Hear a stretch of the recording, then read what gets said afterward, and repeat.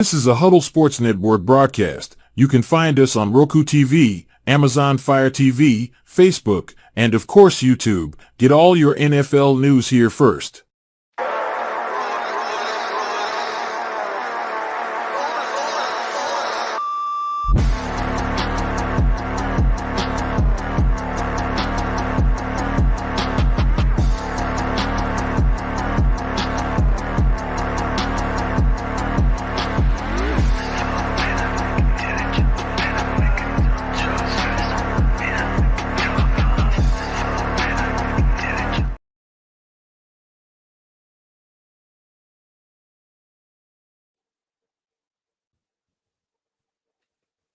What is going on? How's it going? Pretty good. How's it going, Rob? It's going. Good to see you again after an 7-hour absence. Happy football eve.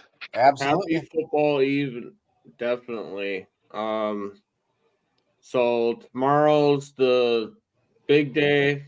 Vikings go out to New York. I know we touched a little bit on the Valhalla Hour today about tomorrow's game. What other impacts are you guys looking forward to for tomorrow's game? Start with you, Matthew. I want to see some LDR. I know that Harrison Phillips is obviously going to be the primary starter, but I'm hoping that we can see him worked in a little bit, see how we can do against the starting O-line. And I want to see how Addison's injury is looking under actual game pressure. Make sure it's not too serious. Yep. And I want Ivan Pace to back up his words. You can't give the other team ammo like that and not perform. So you better go out there tomorrow and have a 2-sack kind of game. And watching that whole thing with Ivan Pace, I was like, holy cow. I mean, going from like a year ago, and he came in undrafted, it's just like he's molded in real well to this team. So I'm looking forward to it. Yeah, he definitely has a chip on his shoulder. Yep. What else are you looking forward to, Rob? Well, I really want to see how they're actually going to use Aaron Jones in this offense. Because I still think that I think our defense will walk all over their offense. Yeah, they'll probably get their fair amount of yardage or points or whatever, but by and large, I think our defense has actually improved over last year. And I think our defense versus their offense, we win that matchup every day. I'm still concerned with what they have sitting at nose tackle and 3 technique across from Garrett Bradbury and Ed Ingram, and their ability to just collapse the middle of our offensive line like that and have Darnold running. And if they can use the play action pass, if they can use RPO and just use the run game in this particular game, use the run game to actually set up the pass instead of vice versa, I think it might be beneficial to us because it'll get some of those guys back a little bit and everything. Because if they're worried about the freaking run coming, they're not going to be trying to collapse go after, blitzing up the middle and everything, trying to take out Darnold. It'll make them second guess how they array their pressure and what they do in the middle of their defense, I guess, if that makes any kind of sense. And then, I also want to see the young guys get a chance. I did see today after Valhalla Hour got done that they elevated Myles Gaskin and who's that safety? Bobby McCain. Yeah. They got activated to the regular roster. I don't know how much playing time, if any, they're going to get, but the young guys definitely want to see them.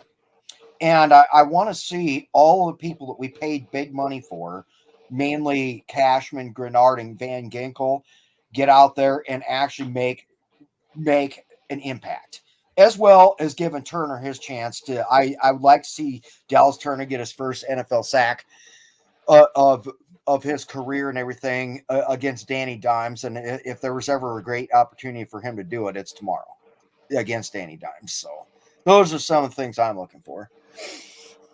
What's going on, Colin? What's going on, Darren? How we doing today? So, what are you looking for tomorrow with the I'm looking forward to seeing Will Reichard kick and not miss over and over and over again.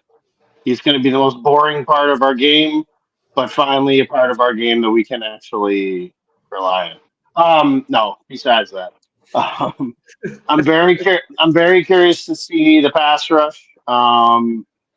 Obviously, the conglomeration of Turner, Grenard, and Ginkel.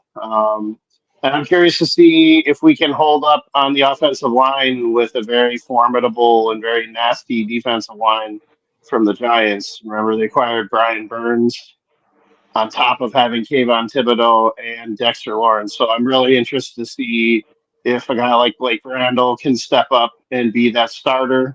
If Ed Ingram, well, can do anything. And Garrett Bradbury, hopefully not breaking his back. So very curious to see how that goes. We'll see. I agree 100%. I really want to see what this defense has as a whole, because there's a lot of new familiar faces that we've seen, and I really want to see how this offensive line does under pressure, how well they can actually protect Sam Darnold, and more importantly, I want to see how well Sam Darnold can do. I mean, he's been around the league before, so I think this is his last big chance to actually prove that he has the starter capability. Mhm. Well, and one thing too is we didn't see Shaq Griffin or Van Ginkel in training camp at all, so we finally get to see what they're going to bring to this defense. And Shaq Griffin had that comment earlier this week talking about when he was doing practice, he told the coaches to keep him in because he wanted to feel that burn in his lungs so he could feel what it's like being in a fourth quarter of a game. And I love that dog mentality of just like, no, don't fucking take it easy on me. Like, I got to get into game shape. Let's go. I'm wanting to play. And having him and Stephon Gilmore on the outsides, we haven't had a cornerback group like that in a long time. If they can stay healthy, this defense can be pretty damn good. Yeah, I like the. Oh, sorry. Go ahead. No, go ahead, Rob. I like what we did just because our original plan of drafting these young guys. I mean, we had no way of knowing that like our cornerback prospect was going to get killed in a car accident. I mean, you can't put that on DeQuazy or KOC or anybody. So I like what they did instead was we got 3 veterans which we could run with. Yeah, they're older. They're not what they were 4 years ago, but I will take Stephon Gilmore, Shaq Griffin, and Byron Murphy Jr. And I honestly thought they were going to have Murphy be a slot, but it looks like he's not. We'll have to just watch and see, at least in terms of the start. Not that the start means jack shit, in a Brian Flores defense and everything, but and then I will take that. I think that's better than what we've ran with in the past 3 to 4 years, to be perfectly honest. And then the fact that a guy like Dwight McLaughlin is actually stepped up. I mean, we have bad shit happen to us, especially at that position. A tragedy, a car accident that killed somebody. And now we've got an undrafted rookie that steps up and actually claims a spot on the 53. That's a success story. Those are the kind of things I want to see. This guy fight, battle, start earning playing time on the field, and giving some of these veterans a break. I mean, you guys agree with that? Yeah, 100%. I also think too that along with the tragedy that happened, but also the Mekhi Blackman injury knocking him out for the year too, I think that really opened up an avenue for McLaughlin to make it too. What I'm also very interested in is with all of this kind of older cornerback room, I'm very, very interested to see how Flores influxes like a Blake Cashman, a Josh Metellus, a Tristan Jackson, the safety. How he's going to use those players maybe as kind of makeshift by device defenders when it comes to certain routes. I think that would be very interesting as well. What's going on, Sully? What's going on, Darren? What's going on, guys? What are you Sully. most, How's it going? what are you most interested in seeing tomorrow out of this team? Quarterback situation. I think that's the biggest question mark right there. See how Sam Darnold's going to do. If he can play well, even though the Giants are kind of a question mark, I think that that's the team we can win, but we need to get him to have confidence going into week 2, 3, and down the road because this early schedule is going to be really tough. So, I agree. Yeah, Aaron Jones said he looks like he's going to be comeback player of the year. So I know it's the what are they supposed to say bit, but to have Justin Jefferson coming out saying his deep balls felt like soft pillows, and Aaron Jones saying that like, y'all can say what you want because he's Sam Darnold, but what we see in practice, he looks like he's going to be the new quarterback. So the excitement is definitely palpable. I really like the confidence that they've really put behind him. And Right. that shows me a lot right there.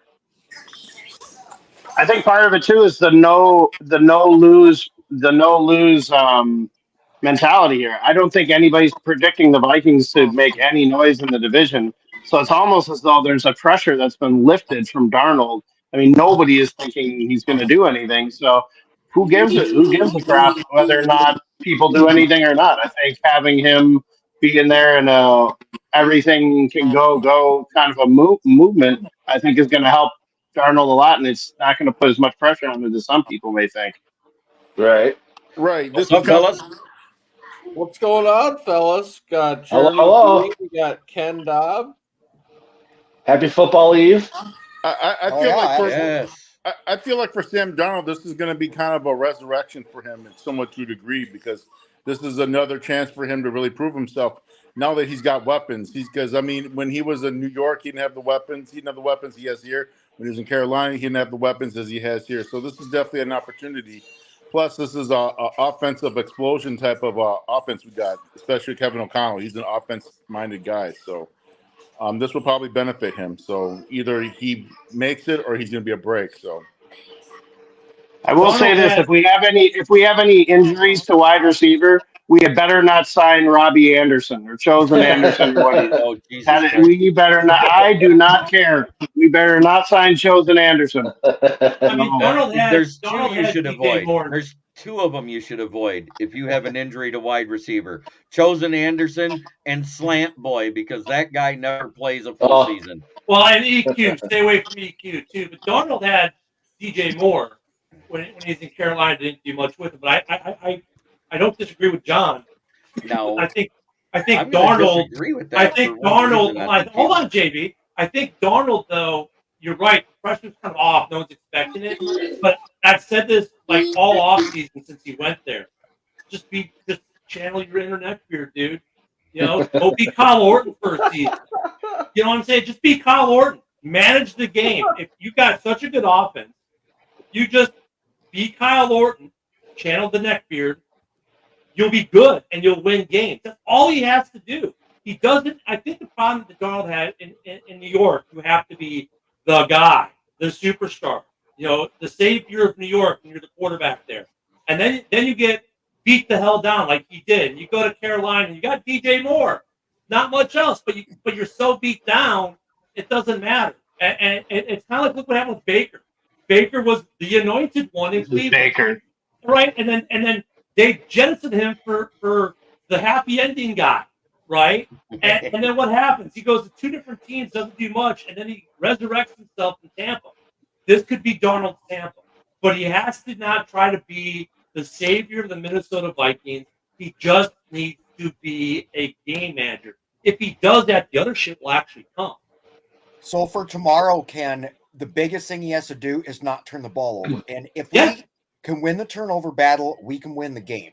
Yeah. Now, we have a tough stretch coming up. We are going to need a little bit more from him than just being a game manager. He is going to have to here's the nice thing about it, though. He can make all the throws.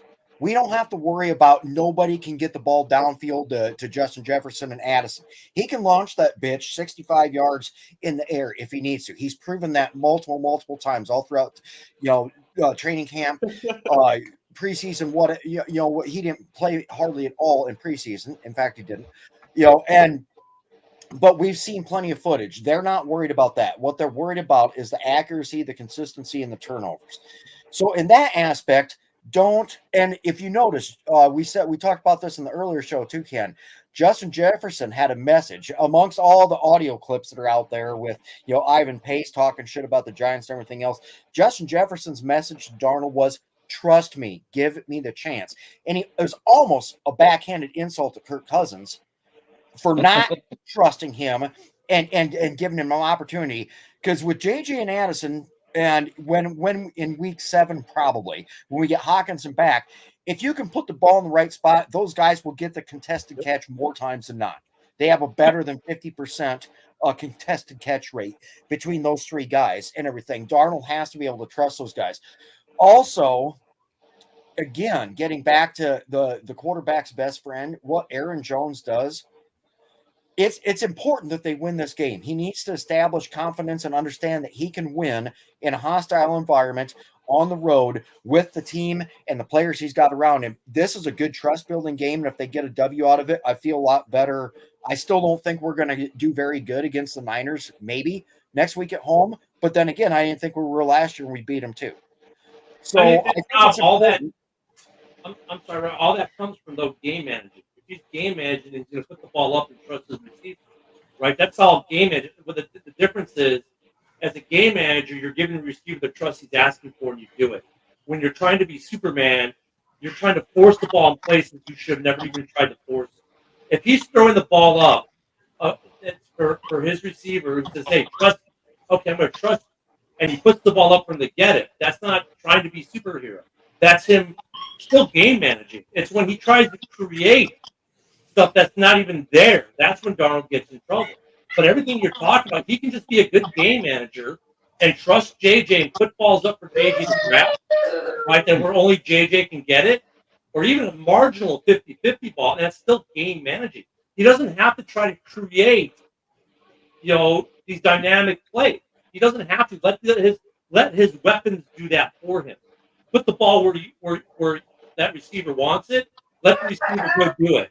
That's all Darnold has to do. If Darnold tries to force things a la the way Brett Favre or maybe a Cutler or a Romo used to do, that's where he's going to get into trouble. If he just has trust in his receivers, trust in their game plan, and puts the ball where he's supposed to, he's going to be good.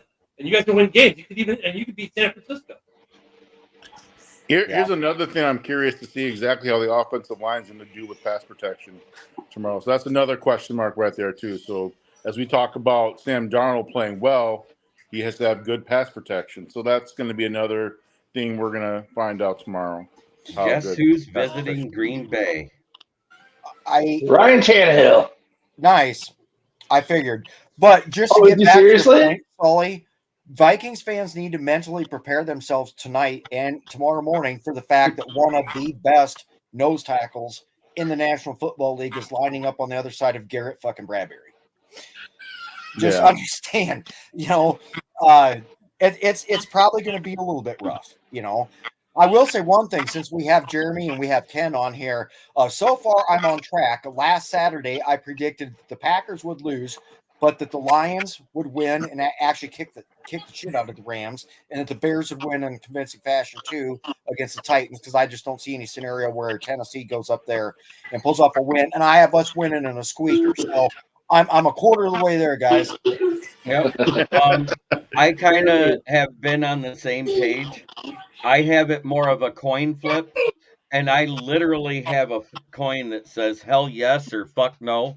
And it came up hell yes on Minnesota, so I chose them on my sheets of integrity.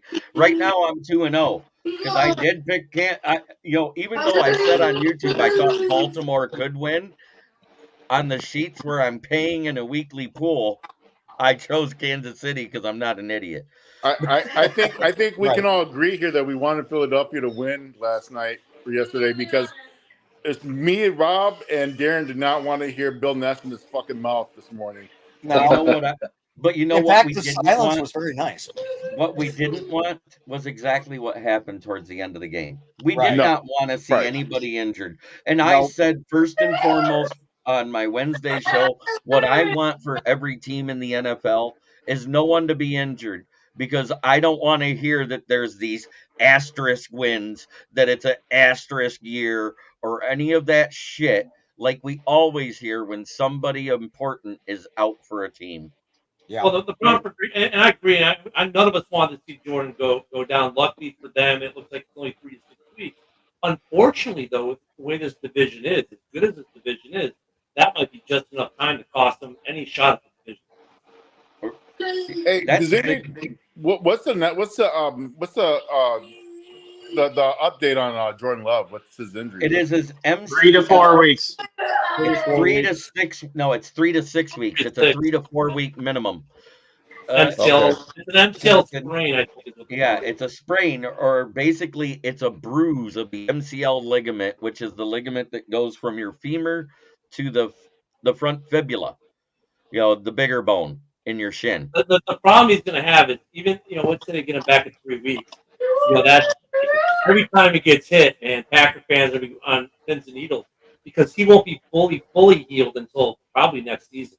And this is going to be a little ding that's going to stay with him. If you want someone having a little ding, you don't want to stay with you. It's an MCL. Well, this might gotta be careful with.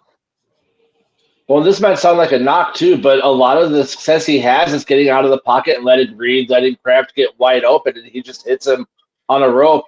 So if he doesn't have that knee 100%, he's not going to be able to just roll around and make those 10-yard dropbacks to make that happen. So they very well could be in for a long season. Their next few games are winnable with the Titans and the Cardinals. We'll see how Darnold is week 4. And the Colts. That's going to be probably their toughest test with a healthy Richardson. He played this week. That's 3 weeks out. The next 3 weeks, he's supposedly not there. Yeah. I mean, he could come back sooner, but no. We'll see. I guarantee you they won't rush him back, because guess what? There's been other teams that's gone 0-4 to start the season to come back and make the playoffs. That's not – you got 13 games left. So if he's as good as he says, why rush him back until that's fully ready? And I agree with that 100%. If you get to 0-6, that's a different story.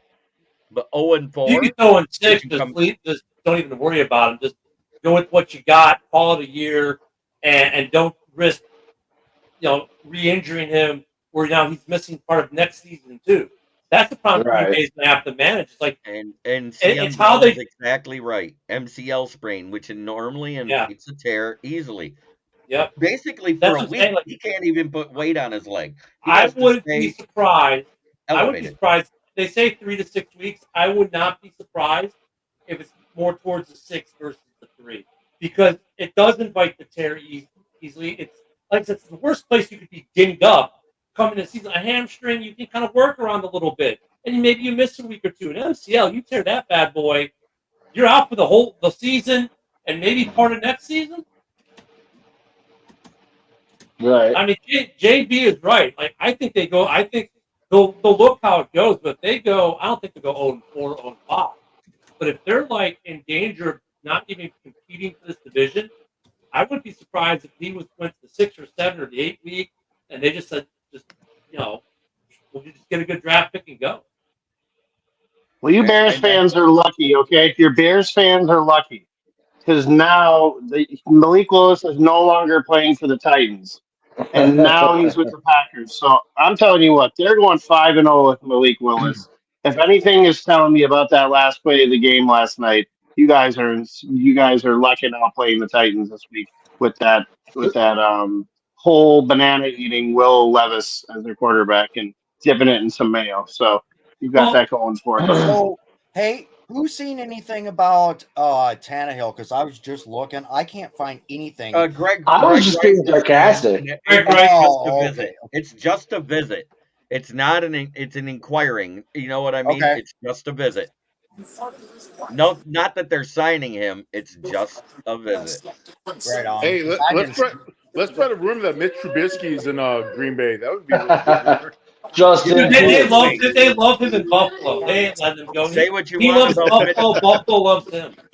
Say what you want about Mitch Justin Fields. Trubisky. He's the only active QB to never throw a pick six. Yeah. Hey, Fields may I be don't- starting Sunday in Pittsburgh. Fields is Is starting. Wilson hurt? Is it Yeah. official now? Wilson's Yeah. still dealing with the calf strain. How about giving Fitz Magic one more ride? Oh, yeah. No. He's an You need to analyst. call Hattiesburg right now. Give it a call. Make sure you get on the side of that Wrangler Gene ad and give him a call. You know he'll go back up there. He's got tax problems in Mississippi. You know that he's got to come back. It's time to bring old number 4 back. Or how about hey? 3.5 hours. I can just drive up there, knock on the door, see what's up. Mhm. I don't think Rodgers is happy on the Jets. I say you bring Rodgers back. Get the crew back together. So, JB, when did the Fields thing become official? This morning it was looking like Yesterday morning, my Steelers guy that's close to the organization that I do shows with, Ralph Williams, he informed me that it's like he was 75% sure Russell's out. wow. Dang. Hey, I'm happy with that. I'm happy that I want that 51%. You want Well, I have 51%? Fryer moves. I'm not super pumped. Hey, Jeremy, is your source is that David Wyatt? Because he is No. a Steelers fan. No. Okay. No, it's Ralph Williams. Jared knows what I'm Ralph talking Williams, about. RW Media. He does a radio show. Yeah, He does TV he's a spots, Steeler everything. So No, it's an inside joke. That's all it is. Oh, I okay. mean, I it didn't depends know. on going to Green Bay. I mean, it's true. He likes the Steelers. He likes the Bears. Dom. One of those guys. Tannehill's going to Green Bay. I mean, I would run. If I'm Green Bay, I wouldn't even run Tannehill out there. I'd just go with your backup. To be honest. So I have to say, have you guys looked at the injury report for the Rams and how bad it is this week? Are they the walking wounded already? Okay.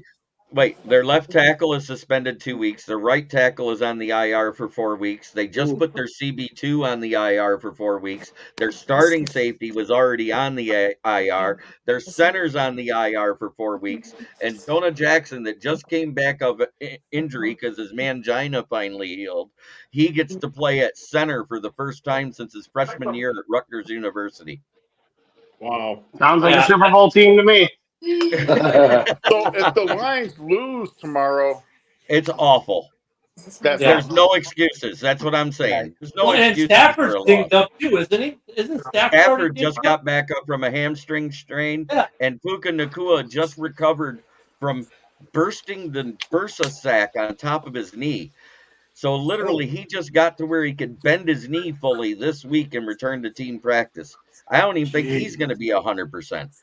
And a lot of people have Rams winning the West, which is kind of like they're already walking wounded. You want to hear something even more crazy? The Vikings have 0 people. Their injury report is blank heading into week 1. I cannot remember that ever happening one single time in my lifetime. Well, that's because we had it all in the preseason, Rob. Right. Yeah. I mean, we got them all out of the way. You got it all out of the way. Now that the Stephen Gilmore signing has happened, I can make the joke I made on my team, on my show, when I had a Vikings fan as a guest on the Roundtable Talks. I said, oh, thank God you signed Gilmore, because before that, I was about ready to name the secondary the Enstone Crew. Right? I think the Bears today, they released a clean sheet, too. What they had earlier in the week was like, toe. Okay. So here's a good one. So Jeremy, the Vikings took the exact opposite approach at the corner, not the whole backfield, just cornerback specifically, because I feel like you guys got a good group of safeties. I feel like we have a really good group of safeties. Strictly speaking of cornerback, we took the exact opposite approach and got 3 veterans in there now with Gilmore, with Shaq Griffin, with Byron Murphy Jr. You guys have elected to run basically a bunch of rookies and young guys. No, we got 2 vets and 2 rookies. at Okay. cornerback. We have Carlton Davis III, who's been in the league with Tampa for the past Oh, I 4 forgot you years. got him. I forgot And then that. we picked up Amik Robertson, who spent 4 years with Oakland in free agency. So Okay. Carlton Davis III is our CB1. Terrion Arnold earned the CB2 this offseason. Yep. And Amik Robertson is going to be our nickelback. They moved Brian Branch out of nickelback to safety because that's his natural position from college. The only reason why he wasn't there last year was the signings and the depth we had at the position. It allowed him to be a nickel cornerback. Right. Plus, So you basically play big nickel. right. Yeah. So yeah. Who do you think's going to have more success this year? You guys' approach or ours? It's really a toss-up, really, because vets are proven, but at the same time, as they age, their skills diminish as to what their intangibles are. And I'm not talking about their awareness. I'm talking about the physical traits of those intangibles. The speed lacks, the change of direction change. Because look at James Bradbury and the drop-off he had last year. Because now he's a safety because he doesn't have the hip swivel. He can't turn and keep up with a wide receiver anymore. But Metellus and Bynum are good, and they're learning behind Harrison Smith, a top 10 safety perennial within his career. And that's a great thing to have a guy like that in your backfield. And right now, you know what we got in our backfield? We got a guy going into his 3rd year in Kirby Joseph. We got Brian Branch in his 2nd year playing safety. And then we got Ifeatu Melifamu going into his 4th season. And then the UDFA we brought in last year, which if you remember all before the draft, Brian Branch and Brendan Joseph was considered prior to the draft as 2 of the best safeties in the draft last year. And yet Brandon Joseph fell all the way to a UDFA because he had a poor combine. Right. So Hey, Matthew, were you booing and there now for a he made the second? roster. Now we're booing Kirby Joseph, and I know why. I know why. Because your tight end was the 2nd tight end's knee he took out, and the 3rd Yeah. one was Tyler Higbee. Yeah. Can when TJ Hawkinson comes back, is he allowed to just shoot out Kirby Joseph at his knee and end his season? Just putting it out there. But you know what? In all actuality, if you look at the hip drop rule, Kirby was ahead of the game Dude, because the thigh and the knee were the only place that's legal to hit somebody. Could well, always that try means the next year chest. there'll be no tackles where the knee is covered, which means you'll just be left with thighs and ankles. Okay, until we get too many twisted ankles, there'll be thighs until they're bruised too much, and then we're just gonna start issuing flat. Speaking of which, there has not been a hip drop call yet on that new rule so far in these 2 games. Has there? Because the No. way they Not named that it, I see, no. the way they named it, it's actually wrong. It's actually the textbook tackle they're taking away, which is the wrap and roll tackle. Right. Because if you read the letter of the rule, it's wrapping a player at their waist and rolling across their lower extremities. That is a textbook tackle. That's not the hip drop. The hip drop is how a smaller DB who runs up from behind pulls down a bigger player. That's where they wrap them around the waist and they drop their body weight back to pull them backwards. Because they don't have the strength to do what we would consider to be a straight up 2-legged wrestling takedown to tackle somebody, especially in motion. So they're using their body weight to bring somebody down. Yeah. Well, I think both should be legal. I think you should have to hit above the knees and everything because Christ alive, look how many knee injuries there was last year. Just in the league. Don't forget 8 of them was because of MetLife Stadium. True. Well, we have seen through 2 games, it's a small sample size of 2 games. We've seen 2 different approaches on kickoff. We've seen just giving the ball at the 30. Who cares now to get the extra 5 yards or whatever they got last year. But we've seen some success with dropping the box and stopping before they even get to the 20. We've seen some limited success with that. I'm wondering. It looked like the Eagles kind of, game planned it a little bit yesterday. If we're going to see more of that, and then when are we going to start seeing? I'm so sick of hearing we're going to have a dynamic kickoff. No, there's nothing dynamic about it yet. It's just a kickoff. So I wish the announcers, stop calling it the dynamic kickoff. it's a kickoff. We're now 90. They're either going to say put on the 30 for the most part, and we see very few returns. So until we start seeing more returns, please stop calling it the dynamic. But we have seen a few where they've been trying to pin them, and it's worked. What's funny about that is I specifically talked about this. I said you're really not going to see game plans by special teams coordinators until like weeks 4 through 6 is when it's going to happen because they're still learning how to scheme it themselves. It's a new rule. So for right now, if you got a guy that can boom it through the back of the end zone, concede the 5 yards from the old rule and give it to him at the 30 and just make them drive 70 yards. But if you think you've got a scheme that can stop somebody early, which evidently Philly did, because look at what they did. They stopped, what was it, at the 17 on that last 17 drive? and 19. Right, but I'm talking specifically on that last kickoff after they got the score.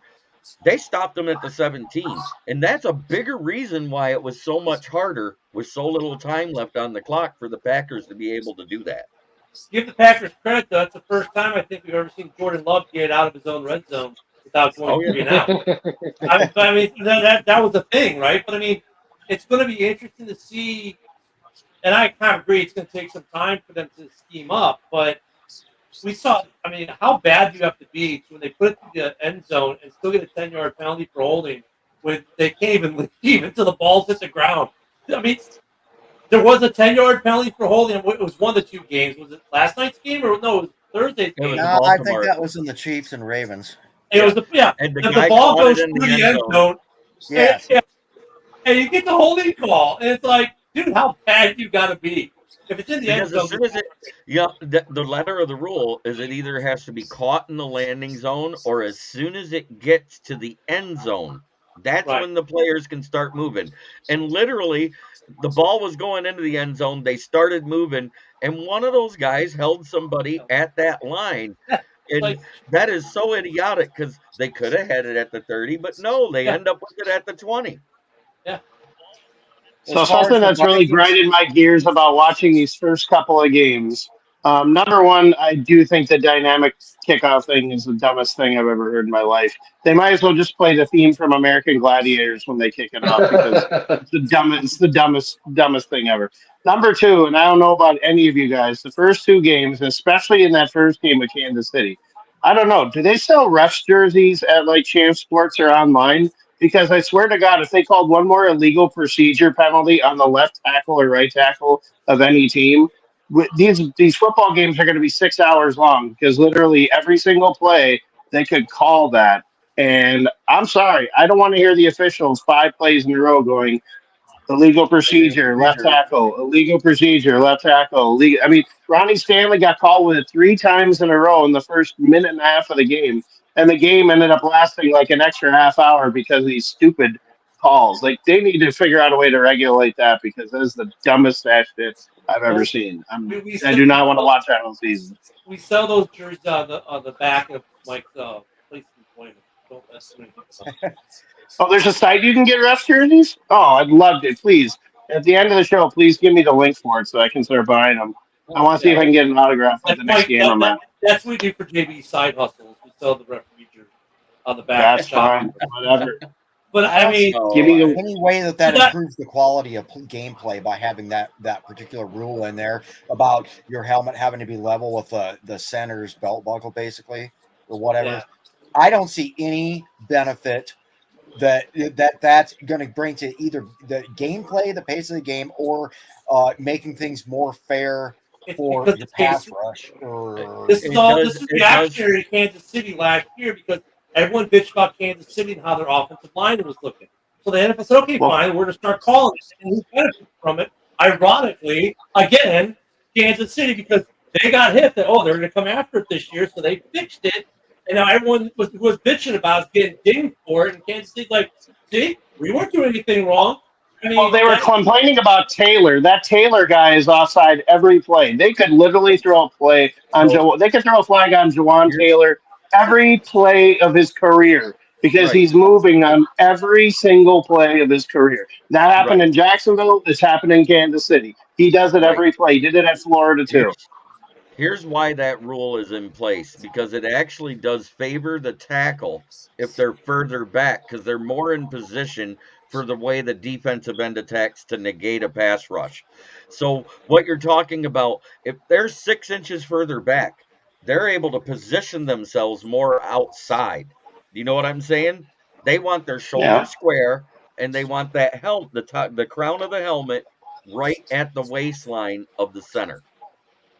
And that's so you're not getting those weird formations where it looks like your tackles are spun. You know what I'm saying? And Mm. that's what they're calling it on. And Ronnie Staley actually was spun.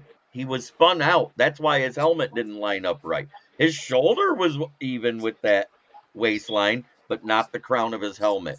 His crown of his helmet was closer to his butt cheek. Well, just don't But call it so much. That's it. and I think the kickoff, I think we got to give it time, though. I mean, the way we saw the first two games, I agree with you, bro. But I think if once we get to week 4, 5, 6, I think we'll start to see teams being a little more adventurous with it, I, scheming it, returning stuff that oh, you want to put the end zone? I'm going to return it. We'll start they'll start taking the chances. And there are just and Green Bay's not a team that take chances bring out the end zone normally.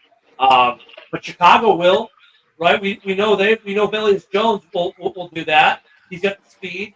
I think there are a couple teams who have guys who are like, oh, it's in the end zone, 30, yeah, I can get there, right? And they'll there's take a about chance. So it'll get better, I think. I think even the rest of week 1, we'll see it better than what we've already seen in week 2. We've got a sample size of what, 2 regular season games.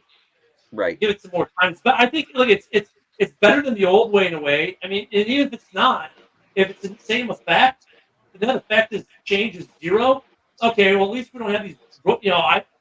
The Gunners aren't running 50 yards just to high five each other. Now they're just like going to the 5 yards and shaking the dude's hand and walking off the field. Right. It's faster. It does speed the game up a little.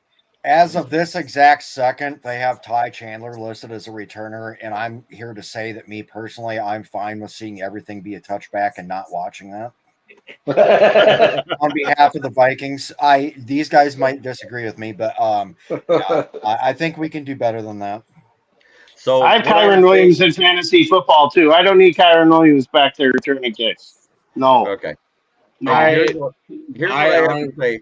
I honestly think we left our best returner we had go, which in my opinion was stupid. Yeah. Wow. I wish we could get him back somehow, to be honest. I think he's injured though. I think he's on IR because they failed the physical with New Orleans. So I think he might be hurt. This segues into my next question. And I mentioned earlier in the broadcast that they did just elevate Myles Gaskin to the regular roster. Do you think they try and stick him back there instead of Chandler? You think that's why they did it? Yeah. I was hearing stuff about that. They like his speed. They like his quickness and things like that. So, but I would be okay with them putting Powell back there too. I mean, because it's not giving as much of a run up. I think Powell could be a little bit more elusive too if you were to throw Powell back there, not just punt returns. I think his elusiveness could be a benefit there as well. I mean, that's partially why we kept Velus Jones, right? I mean, look how someone tried to trade for him, which you watch Hard Knocks. I mean, it's interesting that Coles was getting trade offers for Jones after that last game in KC. So now he's a running back. But really, when you think about it, a guy like Velus Jones has so much more importance to the team because he's so elusive and has the speed. So I think you'll see more running back type guys who might be maybe not the first, number 1 or 2 running back, but your 3 or 4 running back might start returning kicks because it's basically a running play. If you got a good, fast running back who's even remotely elusive, why not give him 5-10 yards of steam and find a gap to find a gap? He's only got to find a gap. If he hits that gap, he's gone. Yep. And you want to know what my homer take is on that? I would trust Velus Jones more than DeAndre Swift. Yeah. Well, and we had 2 guys also. One of them made the roster, one of them doesn't. Both named Jackson. Tristan Jackson made the roster. Lucky Jackson didn't. Lucky Jackson had experience in returning kicks and punts. And especially after we got rid of Kenai Longwu, I thought, while that kind of solidifies it, we're going to keep both Jacksons. Well, we didn't do that either. We kept Tristan, and I mean, to be perfectly honest, him and Jalen Naylor 100% earned those roster spots. And I'm looking forward to seeing some action out of those two because I think Minnesota's got a hell of a wide receiver room. I mean, the thing, like, even in your wide receiver room, if you take your wide receiver 4 or 5, who happens to be a speed guy, but not one of your big 3, like the kid from Kansas City who did the end around that.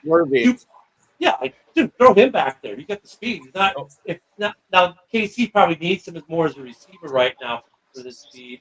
But if you have the luck, let's say they have one other good receiver there, and that could be a luxury of theirs. They could put him back there with that speed he's got. Like say, one hole. See ya. You better hope you got your kicker can tackle. I know a lot of NFC North fans have given the Lions shit because of them having the worst wide receiver room in the division. How crazy is it that all 4 of our teams are in the top 10 according to PFF for wide receiver rooms? Oh yeah. Yep. I mean, you know what they do though. I don't know PFF. JMO's got flashes. If JMO can get consistent, they might be cooked with butter. But right. Well, he's my flex, so I need him to have a good season. If he looks as good as he did at training camp the couple times I was there, I'm telling you, I noticed there's a different chemistry between him and Goff than what they had last year. That's good. I have him on a team, so I need him to get his head out of his ass. And I agree. Exactly. Same. But at the same time, what gives me the most hope, and this is the first time I've heard it come out of this guy's mouth, and we're talking about a tenured vet on the Lions roster. Taylor Decker said it was fun trying to block the defensive line this year because it was harder than it's ever been in his entire career. To hear that come out of a tenured vet, a guy that's considered a top 15 to top 20 tackle in the league, do you know how refreshing that is to hear those words out of his mouth? I can relate. I mean, Jalen Johnson, who's PFF ranked #1 guy in his position, during camp is walking up to a rookie wide receiver. Hey, I need to work on this. Can you work with me so I can get better? And you go either. I mean, it's mad respect he's giving Roma Dunze. One of the rookies said, "I need you to run these routes so I can become better because you're killing me right now." I mean, so I think this stuff happens more than the media captures. Like, look at that Roma Dunze, with JJ. Look with JB. I mean, I think we've all got these stories, but it's nice that we're actually finally starting to see them. Right. It's nice to actually hear it come out of another player's mouth, not just a coach, not just some beat writer. I'm saying to actually hear players pump up the other players on your roster is way better to me than just hearing, oh, this guy looks good or this guy looks good according to your coaches. We're not used to that in the North. We're used to Green Bay doing that all the time with themselves. The rest of us is kind of like, we're used to the media beating us down, the players not saying much, right? So it's a change of pace for all of us. I said it on the last show on the open mic, and I meant every word of it. Us Lions as a fan base are still learning how to deal with being a decent team. Oh, we know. Because we suck for so long, we know how to lose. I'm not bullshitting. But the average fans we know you're not way overboard. You know what I'm saying? The average fans are way overboard. They either love this team or they still fucking hate it. Because Bears and Vikings fans, Bears and Vikings fans, we're used to winning the division one year, and then being really hyped for the next year, and by halfway through that season, going, yeah, not gonna happen. Oh no, we're used to it because we've both had some limited success within the division over the last 2 decades.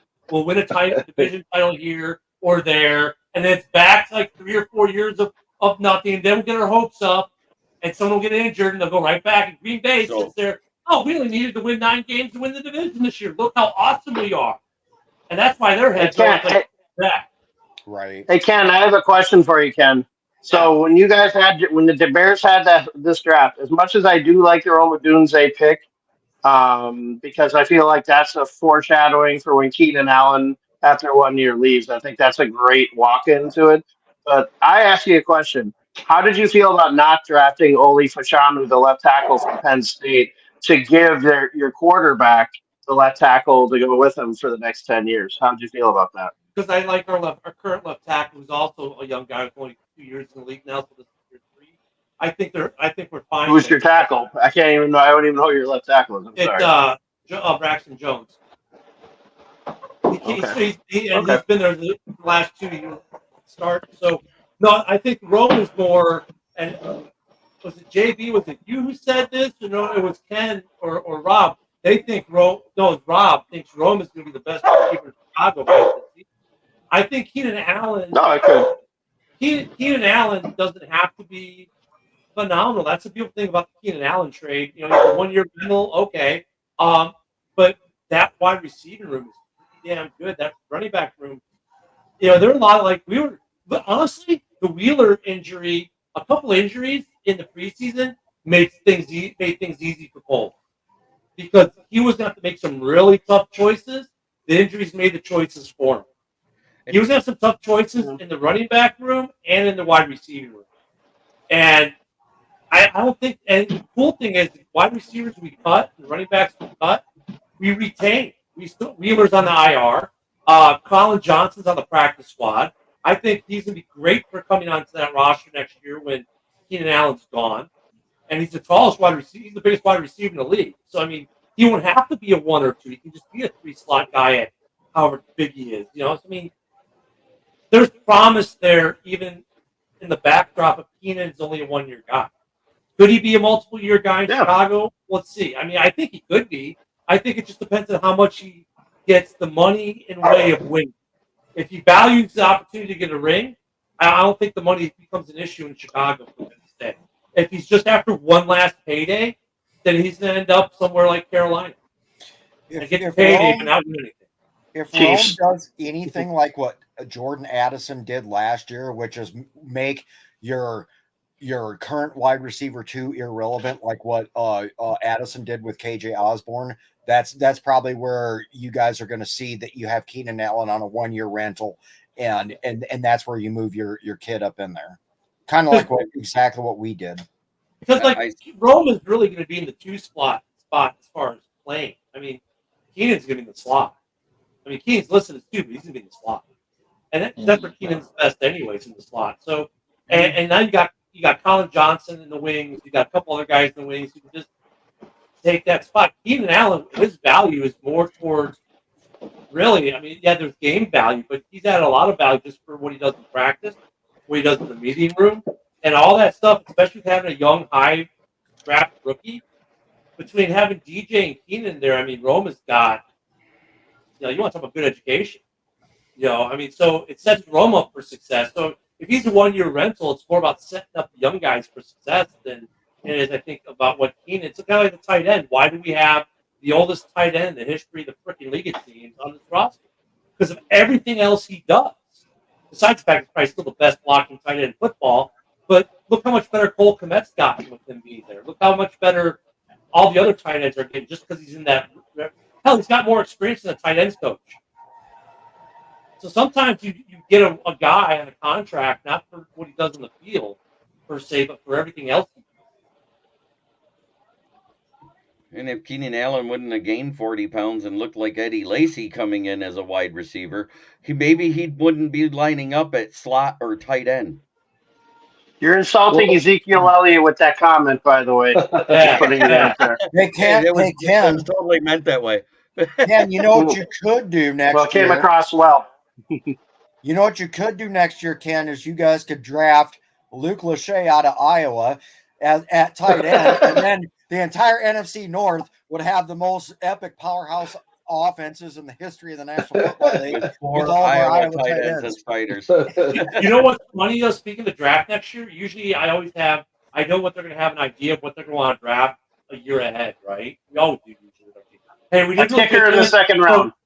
But we still want, but they're like, you know, every year though with our 3 teams, we always kind of like, well, yeah, we kind of like what they did, but we probably need to still get another corner in the draft next year. Like this is better, but right, like so for the Bears for next year, I don't know where I want to draft. I don't know if I want a wide receiver or another edge or what. I just like this roster from top to bottom right now, like I'm having a hard time going, where do I need to draft something? I Injuries say is it's probably edge. dictate. Edge opposite of Montez Sweat. 'Cause you Well, Oh only no, got go him for tried and one. true. Go middle linebacker. Go middle linebacker. That's true Chicago Bear. Middle And that linebacker, 15th pick.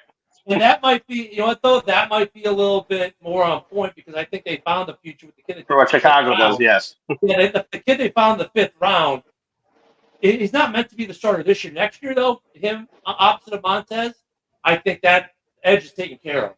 Edge is taken care of. I think it's going to be more of a linebacker issue because maybe some contracts are getting close to due.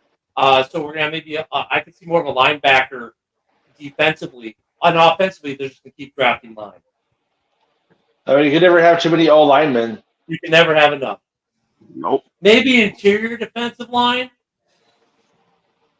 Stay away from Deion Walker. That's for the Vikings. Deion Walker is for the Vikings. He's defensive tackle from Kentucky. You stay away. He's our guy. Well, Isn't that right, Garrett? We're not going to need him. We got Taki Taimani. On that note, I think I'm going to go eat some dinner. It was a pleasure talking some football with you guys. Absolutely. Go NFC North. Because let's go. If we all win, that means the Packers are in dead last. Go Will Riker. Dude, you know what's sad? If you look at the standings right now, the Packers are in first place at 0-1. Because nobody wants to play the game. Yeah, so they're in first place at 0-1. Well, they better screenshot it because that's the last time they're going to be in there. So. Well, they are historical. They're the only team in NFL history to lose a game in South America. It's first, and it's always going to be. That's it. If you try and play in French Guiana, it ain't going to happen. God willing, it's the last time there's a football team in South America. I know why they chose Sao Paulo over Rio de Janeiro, and it's a simple reason. They didn't want to have. Cost less. No, they didn't want 106 paternity cases because the women in Rio was much better. That's exactly what I mean. That goes hand in hand. I've been to Sao Paulo. I've actually been to a soccer game in Sao Paulo, Brazil. So I know. They didn't want to. They didn't want a bunch of players like Tyreek Hill with a bunch of baby moms. Or Ron Mexico. Right. So for all of our Packer fans watching, just for your information, the Vikings as a franchise are absolutely undefeated in international play. So we have that going for us. See the Jets in London. We are all undefeated in Brazil, but the Packers. Yeah. There we go. That's in right. 2024, Sam Darnold has a better interception and touchdown ratio than what Jordan Love does. Right. Of course, we haven't played yet. So Mitch Trubisky does too this year.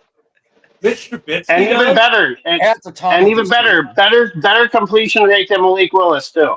Yes. Just saying. Oh yeah. All right. Well, Skol, and you guys have a great weekend. Enjoy the games tomorrow.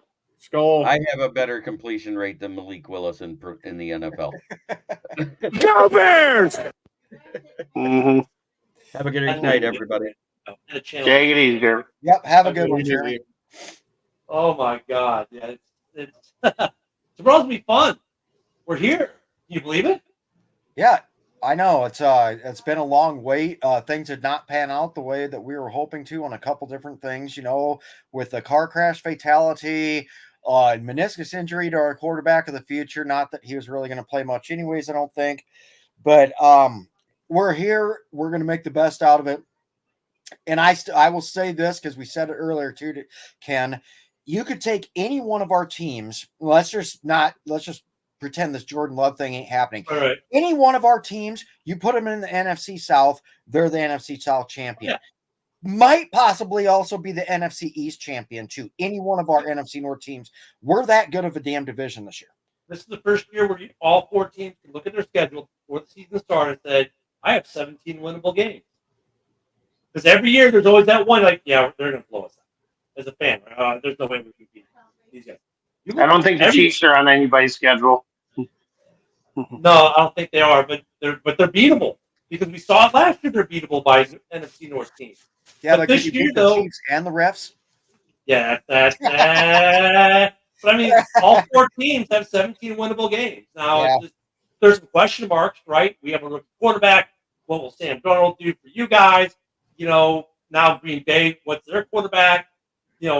Detroit didn't really do much in the off season, so it's like, okay, did they fall off some? Are they not going to fall off? I mean, everyone has a question.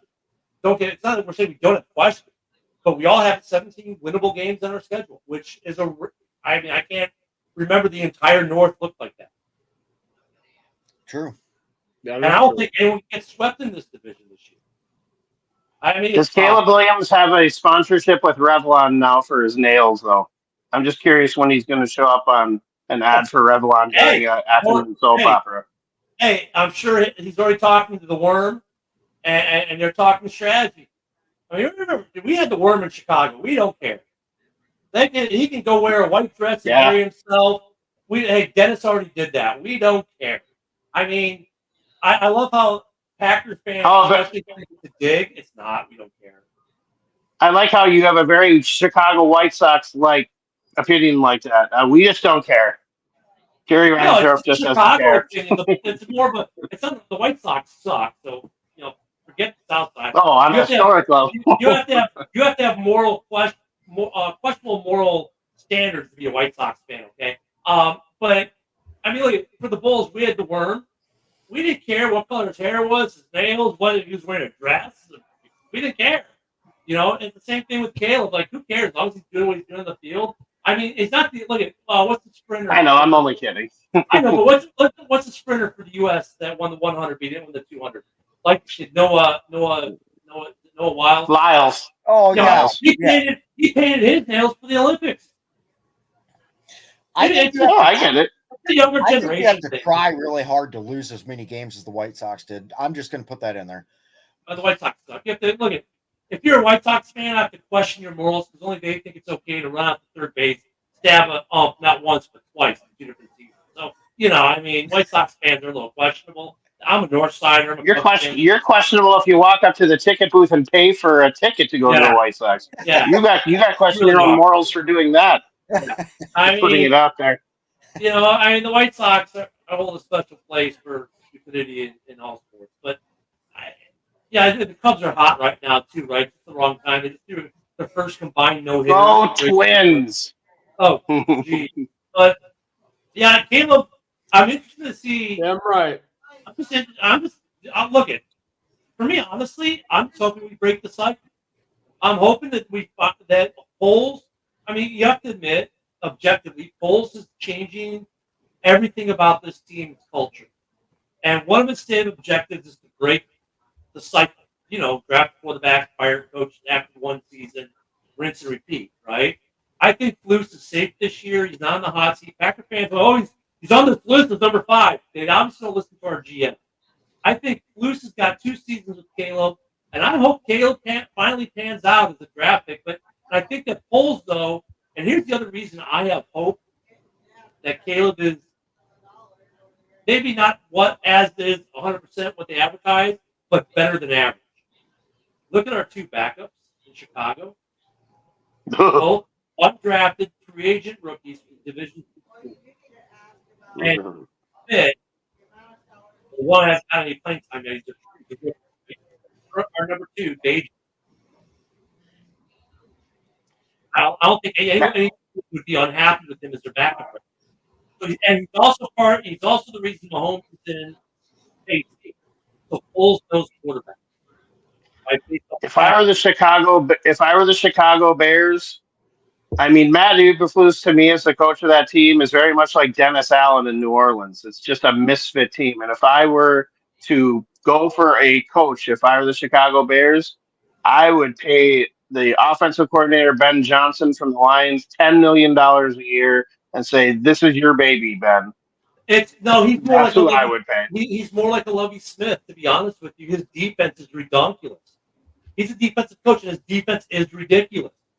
But like every other defensive coach out there, he needs to have a good offensive coordinator. It's easier, I think, to find good defensive coordinators than offensive coordinators in the league.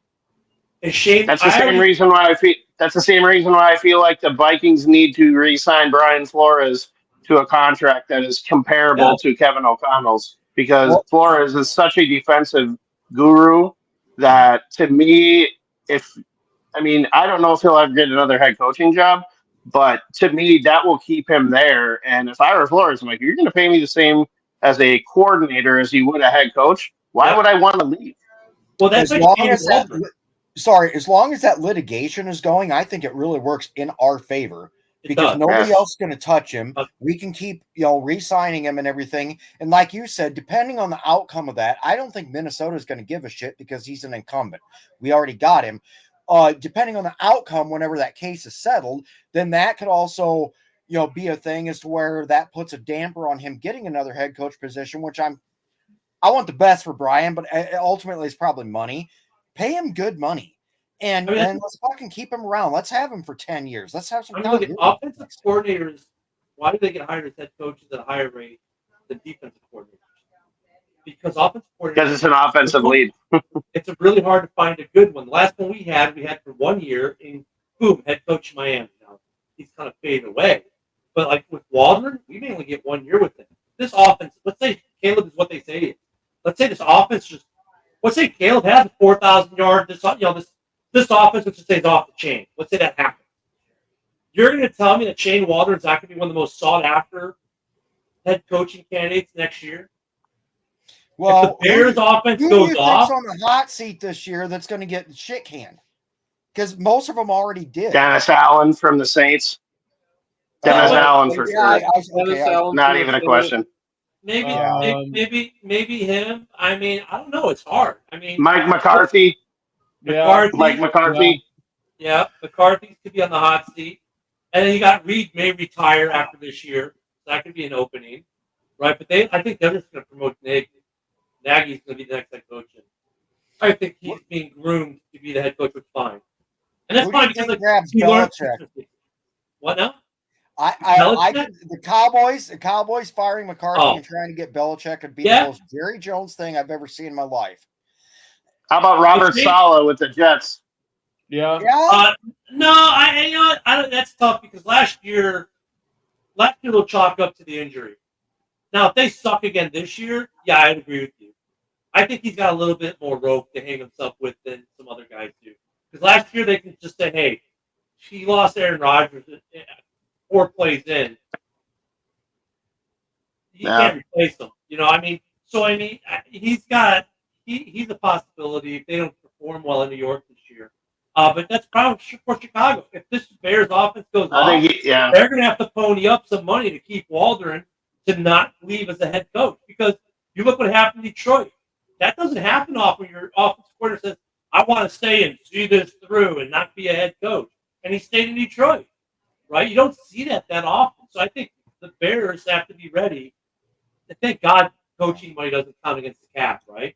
They need to be willing to give Waldron a big contract this year after the season. Who's the longest tenured head coach right now? Is it Tomlin? Yes. Yeah. Do you think, depending on what all fucking happens there with they got kind of a goat rope going on at quarterback too. Do you think they'll ever get rid of him, or that he would step down, or that he's in any kind I think he's too prideful to step down, and I think the one thing with Pittsburgh is they have continuity, and their ownership believes in the guys that they hire, and he's made the playoffs. I think he's been above 500 every year. And what he's 50 now, right? Is he that young? He's 50, 51. Something like that, yeah. I mean, he's older. He's getting older, but he's still young.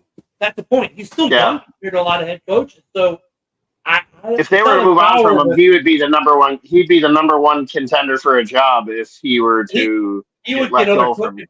If they let go of him, he'd get other coaches fired in a heartbeat. Yeah. So, speaking of coaches that are fired, and since we're doing an extended version of the show tonight, we do have a hell of a good audience watching. Let's talk about the Mike Zimmer comments a little bit, because that was pretty damn incendiary. What's your initial take on that shit, Darren? So going into the start of camp, going through camp, hearing all the ruckus going through the Cowboys camp with Micah Parsons being pissed off with the situation because he wasn't communicating with the team. not communicating with Micah Parsons. And then fast forward to around preseason, they bring in fucking Linval Joseph, bring in Dalvin Cook. Mhm. So, I mean, looking like a former Minnesota reunion, but I think Zimmer possibly could be the next head coach of the Cowboys, depending on what happens with Mike McCarthy. Going with Zimmer's previous past with Jerry Jones, I think he's like an insurance policy. Yeah, Zimmer's comments were really incendiary towards Minnesota, saying, he basically said he hasn't watched a Minnesota game since. He said those guys got me fired, talking about his former players. Some of his players and former players have barked back, like Chris Boyd barked back at him. There's been a couple things. Obviously, the man is still very, very butthurt about how things went down in Minnesota. But the big common theme was there was no accountability. Zimmer seems like he just would not take any kind of accountability for how that thing crashed and burnt on him. You know, being the head coach, you're kind of like being the commander of a military, company or a battalion or whatever. You're ultimately responsible for the climate that exists in your organization, and you're ultimately responsible for the success or the failure of your organization. And the one thing, and I look at this a little different, so does Ken, with us being military guys and whatnot. But the biggest thing that just struck me right off the bat is there is zero accountability with this dude. I mean, he is obviously butthurt, and he can be. That's his prerogative. But what is your role in all this shit, Mike Zimmer? And when you've got guys and former players starting to speak back out against you and saying as much too, what do you think when you saw that shit, Colin? He he had a very hard time admitting when he was wrong about players that he drafted on defense that didn't work out. Whether it was the corner from UCF, Mike Hughes, you seeing Trey Wayne start to lean towards the end. Like he really stuck with those guys. And his problem, I think, mainly existed because he couldn't stomach the offensive side of the ball being better than the defensive side of the ball. And he never really, as a coach, could embrace whatever the strength of the team was. I mean, I've never seen a more abusive coach when it came to kickers. And I'll use one prime example of that. The Vikings traded up in a draft a couple of years ago for a guy named Dan Carlson, who is an All-American, first-team All-American kicker for Auburn for like 3 straight years. They trade up in the 5th round to get this guy, and after the second game of his career, they cut him. They cut him, and why? And they asked Zimmer about it. Well, why did you cut him? Like, well, have you watched the first 2 games? Like he was under pressure, and the kicks cost them the game against Green Bay, even though I think they tied that game, the second game, but they cut him that day. But then he leaves and goes to the Raiders, and now he's been to like 3 Pro Bowls. Like we drafted this guy, we put this credit into this kicker, and then he leaves, goes to a team that sucked at the time, gets his yips back, and now he's a Pro Bowl kicker every year. Zimmer could not take any criticism. He even lashed out on Paul Allen because he was like, "Oh, it's a rule against me." Like at a certain point, you have to be like, you know what? Maybe this is on me. And even my own defensive guys like Kendricks were like, yeah, he was just creating this very bad aura in the locker room. So yeah, his accountability was terrible. But I think the biggest problem again with him was he couldn't stomach the offense being better than the defense. And as a defensive coach, it was almost a sense of pride. But I'm like, who cares? Who cares if one side is better than the other? It's a team effort. It's not the offense versus the defense every week. Like, who cares? The accountability thing, though, it comes back. Yeah, Rob is right. Me and him think a little different. We're about the accountability, but the leadership piece of it, you are the leader of the organization, right? You are the brigade commander, the commanding general, whatever you want to call it, whatever level, right? I guess the GM might be the brigade commander, whatever.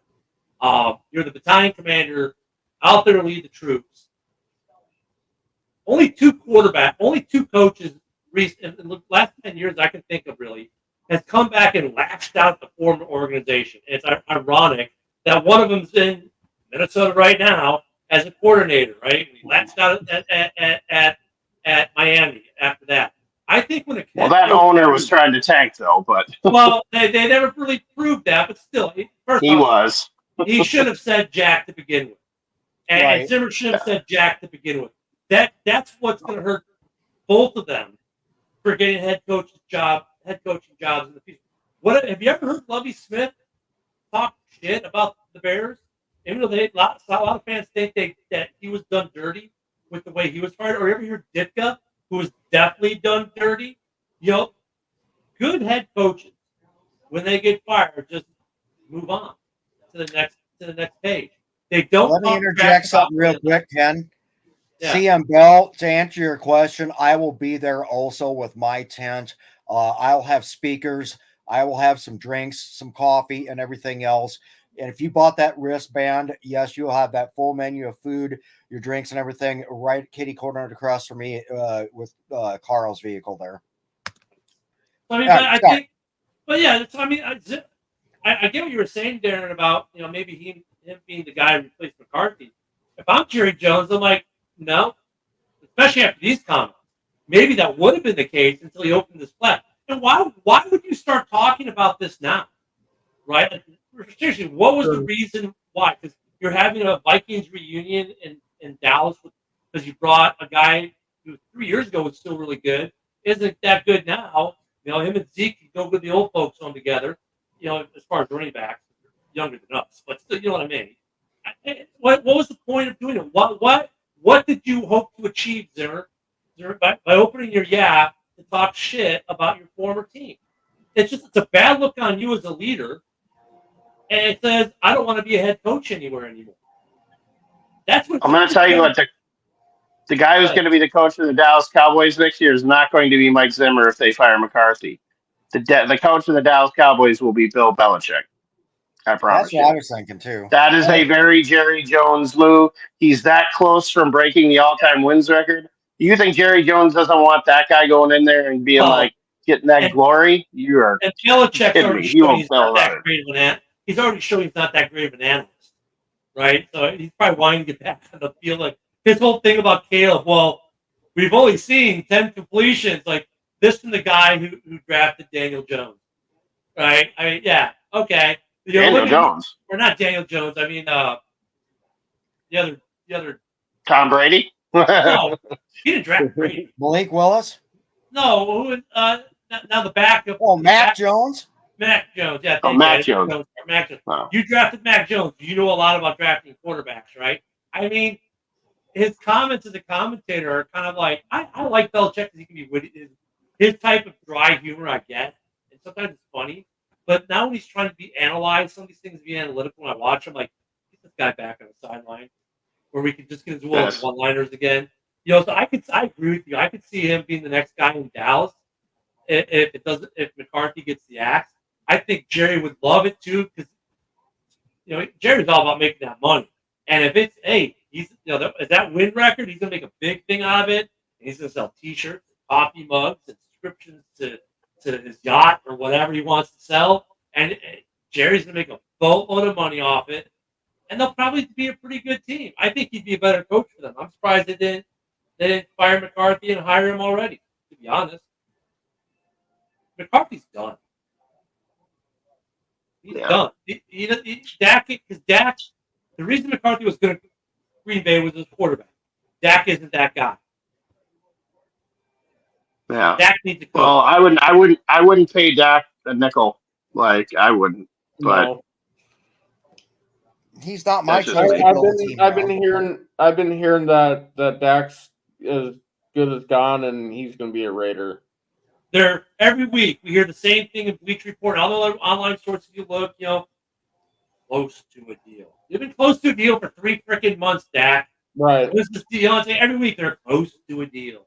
I mean, I don't think he'll be with the Raiders. I know that everyone likes to say that one, but honestly, I think they really like Aiden O'Connell. I think they just want to look at they got Minshew.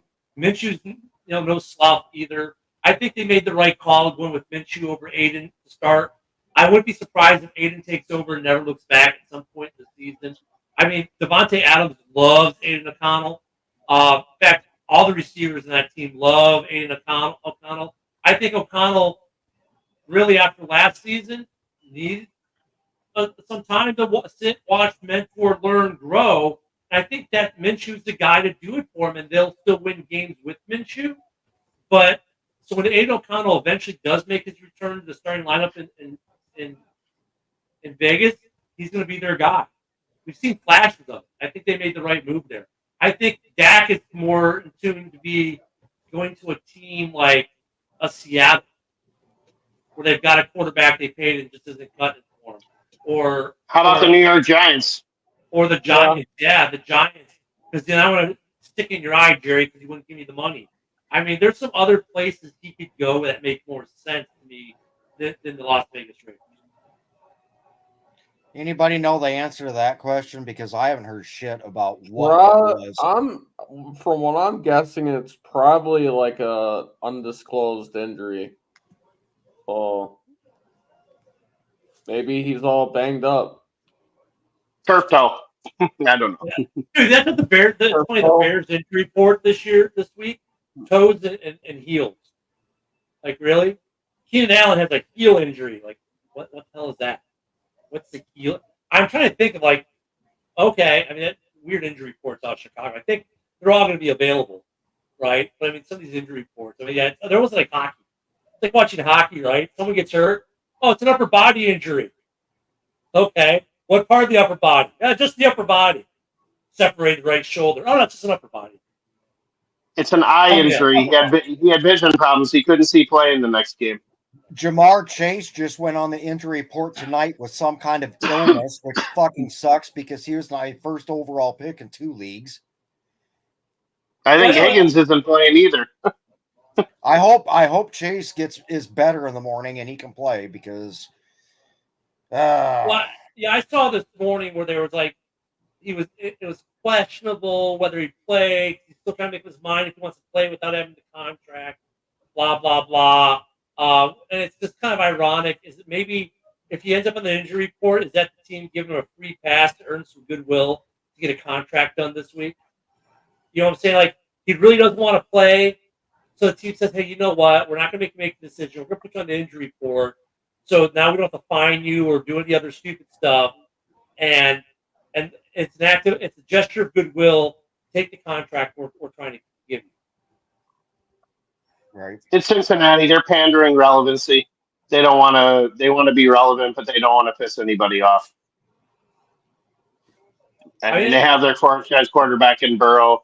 That guy, and I love Joe Burrow, but that guy has a hard time staying healthy too. Yeah, it's unfortunate, and I've got him in multiple leagues too, and I was able to get him. What were you thinking about drafting, Rob? What's wrong with you? Come on now. Much later rounds, and then actually prioritize drafting wide receivers and better running backs. I've moved within the past 5 to 6 years to prioritizing wide receivers over running backs fantasy drafts, just because the trend right now, outside of Christian McCaffrey and probably Bijan Robinson, is running back by committee. So that all of a sudden, that makes your tier 1, your superstar wide receivers, which is Justin Jefferson, CeeDee Lamb, Tyreek Hill, maybe Devontae, AJ Brown, quarterback. You know, AJ Brown's a tier 2. I don't give a fuck. Looked pretty good. Looked pretty good yesterday, making Jair look like an old man. That's for sure. Yeah, but I think Jair is going to be burnt toast by just about any tier 1 or tier 2 if he doesn't have safety help over the top. So, but they have Lucas Van Ness though. I was able to get Joe Burrow in round 10 in one of my leagues. Believe it or not. Oh, that's actually that's a question though. So let's not talk about the older quarterbacks like your Staffords, your Rodgers, the guys with 10 plus. Let's leave out this next question. These younger quarterbacks, 5 years or less, or 6 years or less, because Burrow's within 6 years, right? 6 years or less. Which one of them is going to be the first one out of the league? And I'm talking like the next, let's say, 2 to 3 years. C.J. Stroud. Wow. Okay. He was quick with that. C.J. Stroud. C.J. Stroud is an absolute beast. I watched him play in that So out of the semifinal. league, like he's Oh, gonna be out like, of the league. like Out of the. Oh, out of the league. I thought yeah, you said. I'm like, what? no, What are you talking? Andrew Luck in it. Like, who's the guy that like Andrew Luck? We were all counting him fantasy wise, whatnot. Oh, Luck is. I mean, He had a horrible offensive line there, but he got killed. Right, he was the reason they won games. So, and then he leaves. So, like, who's going to be? You got all these young quarterbacks, and Burrow. It seems like he might be the case. I got one. Off injured. What do you got? Tua, because of the concussions. Possibly. Yeah. That you had a clean sheet last year. You had a clean sheet last year. Daniel Jones. Coming back Because from the he knee. sucks. Yeah. Daniel Jones or just being Daniel Nichols. You called him Dimes earlier. I'm calling him Danny Nichols. Not Let's Dimes. change it. Let's go from maybe going out of the league is too strong. Let's go from a guy who's starting this week, right? Our current starter, that within the next 2 years will not be a starter of these young guys that are high-powered, desirable guys we want for fantasy teams and whatnot.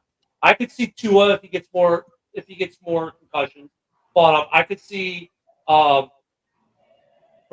with the injuries. Maybe not out of the league, but production may fall off with injury enough where he's not, a guy you want to draft for your fantasy team. Who are some other ones? How about Trevor Lawrence? I don't know. Everybody talks him up so big, and he's supposed to be the savior, and it's like they spend a boatload of money on him, and they bring in guys for him, and it just seems like he regresses. And I don't know if it's because they can't find offensive linemen or what it is, but he makes a lot of dumb throws. I think it's more of a Jacksonville problem than it is a Trevor Lawrence problem. And Ken, I'm sorry, but the Bears ruin quarterbacks. I really hope you don't do this, Caleb, because I actually like Caleb Williams. Well, I think that's part of the culture change in Chicago. So, like I said earlier, I think the culture is completely different now. But I mean, you don't have that many teams that have the hit track record that Chicago does. Basically, I don't know how much we ruined Justin Fields. I think we did do him right. I don't think we ruined him. I think he's going to do good in Pittsburgh. I think we ruined Trubisky until he got to Buffalo. Then he fell in love with Buffalo. Buffalo fell in love with him. Then he left. He went to Pittsburgh. They put him on like a micrometer freaking leash, and now he's back where they love him because they look at Trubisky fits Buffalo. Buffalo fits Trubisky. Some players, some teams just fit like that. But we ruined Rex Grossman. We tried to ruin Jay Cutler, but Jay didn't let that happen. He still played really well. But yeah, you're right. We do. But I'm trying to think of what other NFL franchises are doing that. Jacksonville is a good argument. Like Trevor Lawrence has done well despite what Jacksonville has put around him and done. I think Lawrence, you stick him on a different team, and I don't want to say anything about Anthony Richardson in Indianapolis because I still need to see him here.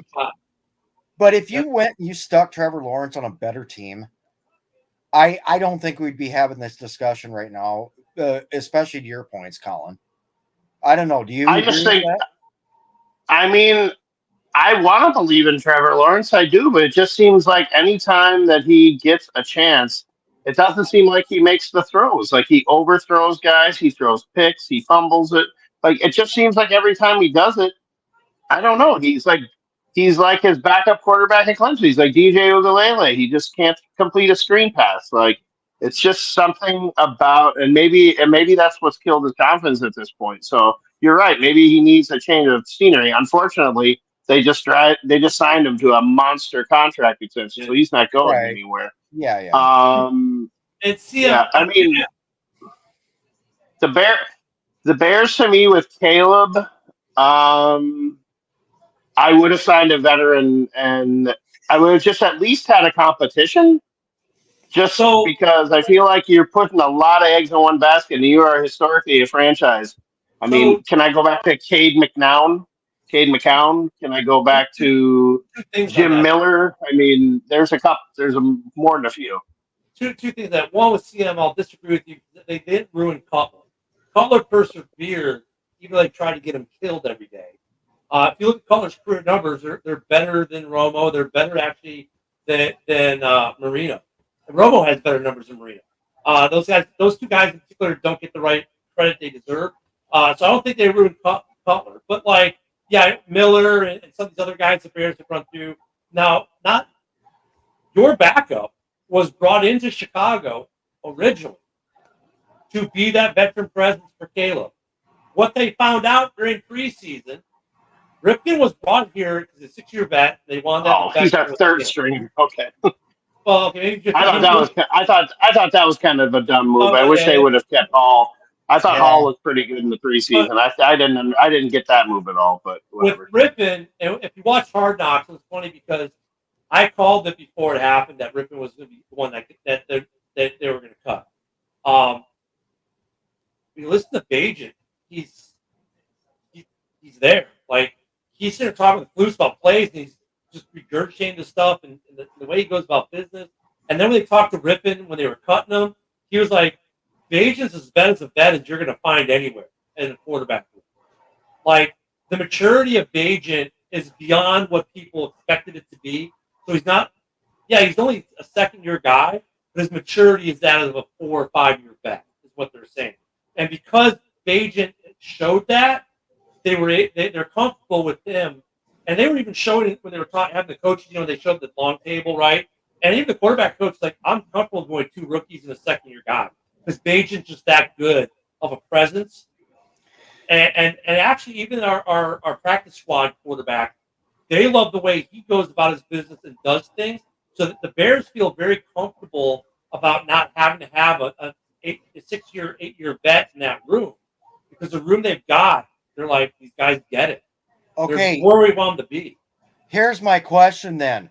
Are you starting Caleb Williams because you feel you're absolutely obligated to because he's the number 1 overall pick and that's the expectation for the number 1 overall pick that they contribute immediately? Because if they're that comfortable with Bajan, in order to not ruin the kid, and if you think you can win games with Bajan, based on what you just said, why the fuck would you not have him play the first stretch of the season and then see once what happens? Because and then Caleb is an overall. Here it goes back to why we drafted Caleb and traded Fields. So as you know, it's well documented for those who have receipts out there. I wanted the Bears to keep Fields initially. Right? I thought we could have traded out, get a big haul, the old way of Bears fan thinking, trade it out, get a big haul, stick with Fields, get some other studs in all these other places, right? And tons of picks from down the road. The second the trade happened, right, I came on, I said, this is Poles, got to be Poles thinking in this scenario. He has to believe that either that A, Caleb is better than Fields is right now today, and or B, that he's got a much higher ceiling. So, as it turns out, from what we've seen in camp practice, which isn't obviously not a regular season, it looks like it's a little bit of both. That a lot of people feel he's better than Fields is right now today. So if Fields was going to be your starter, making Caleb your starter isn't just because he's the number 1 pick. It's because he's actually better than what you had before being Justin Fields, right? Now, Bajan is I understand your argument, but no, I want to keep Bajan there because if Caleb does get hurt, I've got a guy who's, like I'm not in a Green Bay situation. I know I've got a backup if he goes down and he's going to miss 2 to 4 weeks, I can at least win half those games. Or if he's out for 4 weeks, I can go 3-1 or 2-2. Bajan's good enough for that. But Caleb could win me all 4 games. See what I'm saying? I think that's the feel in Hallis Hall, and I kind of agree with it from what we've seen so far. He's got better. He's got some intangibles that Bajan doesn't have. Bajan is technically a very good quarterback for a backup. I don't think he'd blow the doors off anyone as a full-time starter. I don't think he'd be a starter in any NFL team. I mean, I think Bajan is at best, athletic backup quarterback. My whole point of having a veteran wide receiver in there, I mean, if you look at Cleveland, I mean, you could have picked any of the 4 backups that they have. I mean, they have Tyler Huntley, who started NFL games. They have Jameis Winston, who started NFL games. and have been the guys. Like it's not that I wouldn't say that Caleb wouldn't beat him out, but what I'm saying is having a guy in there with experience that's played in NFL games and has been on good teams. I mean, I'm a fan of guys who have been on winning teams, and having that kind of mentality and instilling it into a guy that you drafted number one overall. To me, like, I mean, I even said on draft day about your team, I would have traded down one spot and taken Jaden Daniels and then gotten a first round pick from Washington Woody the would have loved following you for year. that. Yeah, Woody would have loved you for that. Because Woody. I mean, I think me and Woody have actually talked about that because I feel like Jaden Daniels, to me, for a guy to step in and play right away, I think Daniels was more ready to play in the NFL than Caleb. Because I feel like Caleb, I mean, USC had he literally had the worst defense in college football. So he was having to throw all the time. Well, and he had a And bad receiving core. His best receiver went the yeah, sixth round. it was Jordan Addison. No. He was his best wide receiver when he's at USC. No, not even a question. No, the year before he had Jordan Addison, but his last year in college, his best receiver was Rice, who went the sixth round. Yeah. So I mean, that was stunning that happened too. And that's the thing with the way that with the team that Ryan built offensively, these weapons, I look. Well, he built a team. He built a team for a rookie to go in and start right away. Like I understand every move that they made on offensive skill position players. That is to try and make it as easy as possible for this guy, and honestly, to run about as basic of an offense initially right away, and with his talent to be able to create, but also muzzle him enough to where he's not making big mistakes early in his career, to where it's shooting himself in the foot. And I think that by making those moves, by getting like a guy like Herbert, DeAndre Swift, getting Gerald Everett, getting Mercedes Lewis, getting Keenan Allen, like getting all these veteran guys in there. These are guys to me that you can throw shorter passes to and don't drop the ball and get open and can block and be good team players. So getting those guys for him is perfect. Well, and it's the other things off the field, bringing in Matty Ice, because him and Poles have a relationship. They were college teammates and roommates. Bringing in Coach Saban, right? I mean, they've been bringing other people in, and even with Ripken. Ripken telling stories about when his dad played and what he's seen. I think they and Caleb, there's enough of Caleb talking to a lot of Hall of Fame quarterbacks in the offseason.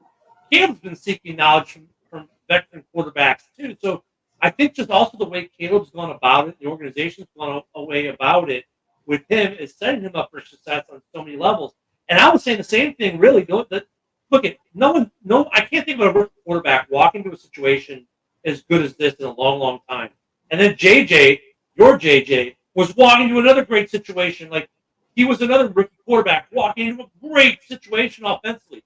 Both teams had the same problem with have offensive line issues, but both of them were given these young quarterbacks great receivers, good running back rooms, good tight ends. Well, when Hawk gets back for you guys, right? To be fair, our offensive line is basically center and right guard because we have a decent left guard, and we basically have Pro Bowl tackles. Okay, I mean Darisaw and O'Neal are very fucking good. If we can, that's the same for us. If we can PFF last year, center and right guard. If you look at our PFF grade, center and right guard figured out, we're good. Yeah, we were literally in the same boat. If you look at PFF for last year, we need to fix the center and right guard. Same issue with you guys. Yep. It's so funny when you look at these offenses, these rookie quarterbacks, the parallel that JJ was having on a talent level might be a little different, right? But they still had the best scenarios for these rookie quarterbacks, both teams. And it just sucks for you guys that McCarthy went down. But I mean, I think McCarthy would have had a lot of success. I think I saw enough out of McCarthy. I saw enough out of McCarthy in that one game against the Raiders. He's going to be our starting quarterback for the next 10 years. I don't care what anybody says. Yeah, he looked so good in that one game, and I didn't want him to play it all this season anyways. I think Darnold can make enough money this year and play well enough. And I mean, everybody's picking us to finish last anyway. So if they get in between 7 and 9 wins, he's going to get a contract from somebody else. So I'm not even worried. I think you guys can win 10, and especially now with your Week 4 match, in Green Bay. I think that's a game that tipped a little more in your favor now than it was just 2 days ago. But that's a I think Darnold, Green like Bay I got said, exploited with that defensive line. That defensive line of Green Bay is not what I think they think it no. is. Well, a lot of what Green Bay Barkley shredded them. look, a lot of what Green Bay thinks they had isn't what they thought they had when you listen to the fan base. I mean, listen to the guys I do the Daily Show with. These guys are so pompous about how great the Packers are. They have no holes. Well, we saw a lot of Swiss in that cheese. They're not cheddar yet. Yeah. They're Swiss.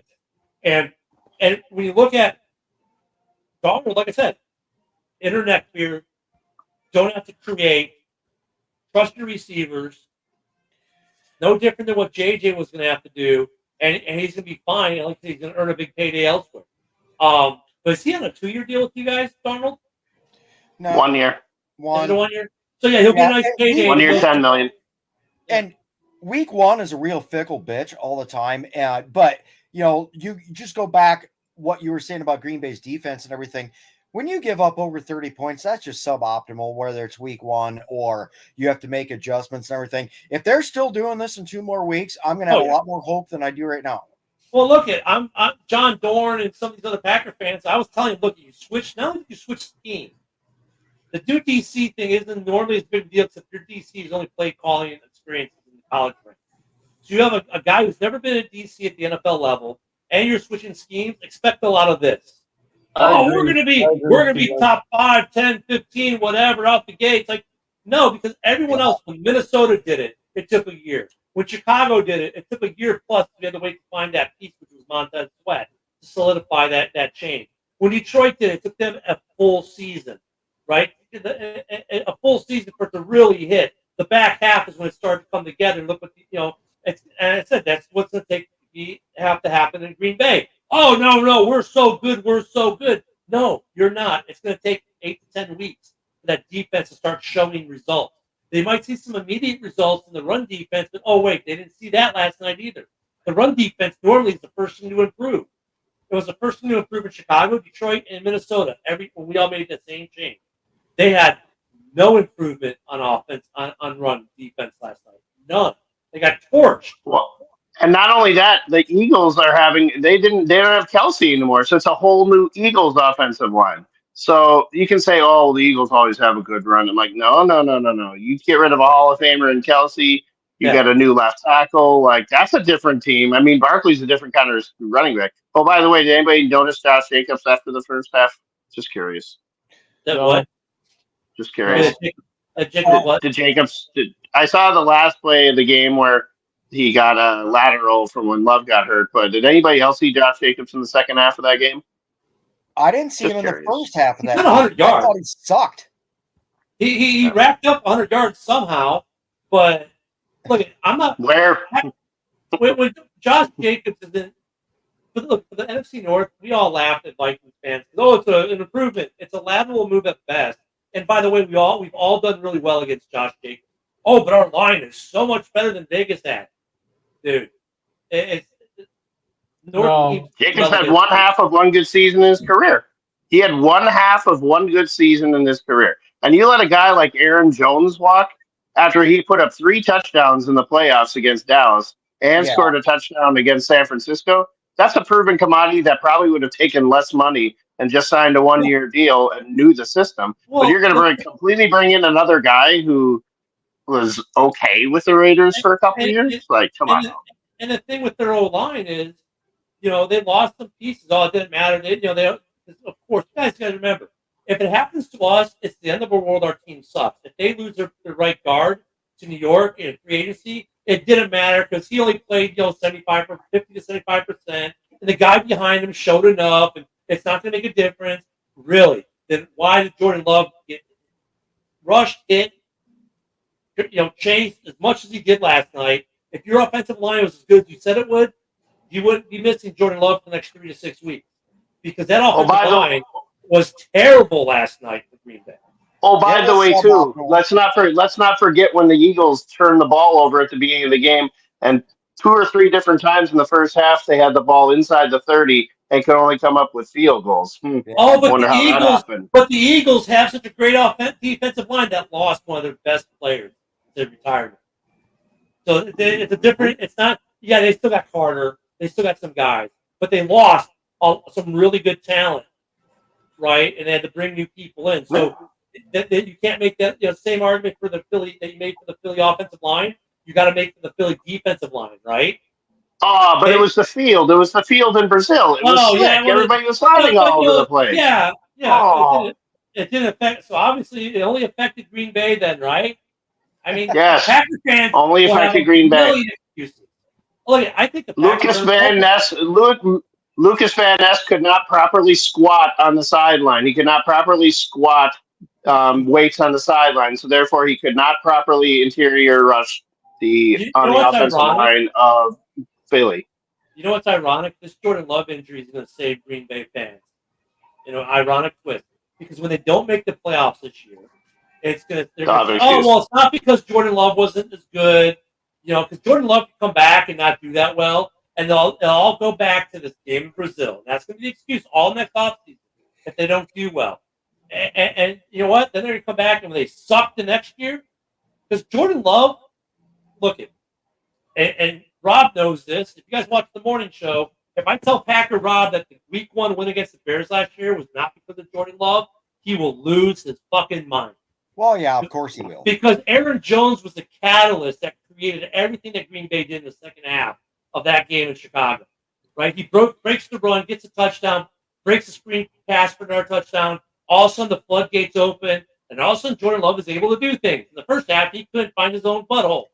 That's how bad it was. Telling you, it is not a coincidence that the Packers playoff run started because of two things. The Vikings collapsing because we lost our quarterback, all of our pass rushers, our best tight end, everything else. That was 25% of it. 75% of it was when Aaron, by God Jones, came back off of injury and made shit fucking happen. That's why they went on that fucking run. And look, I'm not trying to say that they didn't have to pay him. They had no choice. Gutekunst had to pay Love a big payday because the market is what the market is. Making him the highest paid or within the top three, maybe he didn't have to do that, but he did. He's hedging his bets, and for Gutekunst, he can't lose because if he sucks, hey, I have no choice. If he's good, and now they're underpaying, hey, look at this great contract I signed. Gutekunst protected his own ass. Don't get twisted. He protected his own ass with that contract. But I've never seen a guy leave Green Bay and want to sign with another team. I mean, how quickly did Aaron Jones sign with the Vikings after the Green Bay Packers cut him? What was it, like 2.5 hours later? Like 2.5 hours later, he signed with the Vikings. Same day signing. That's crazy. Yeah. And that comment that was just up there, I love the enthusiasm because know, 3 of the 4 of us are Vikings fans on here. But if the Detroit Lions or the Chicago Bears lose tomorrow, I will be shocked to the point of where I might shit myself. I mean, us losing is more likely than the Bears playing the Titans or the Lions playing the Rams with an injury list a mile and a half long. I don't see the Lions or Bears losing. For those at home, this is the comment he's talking about.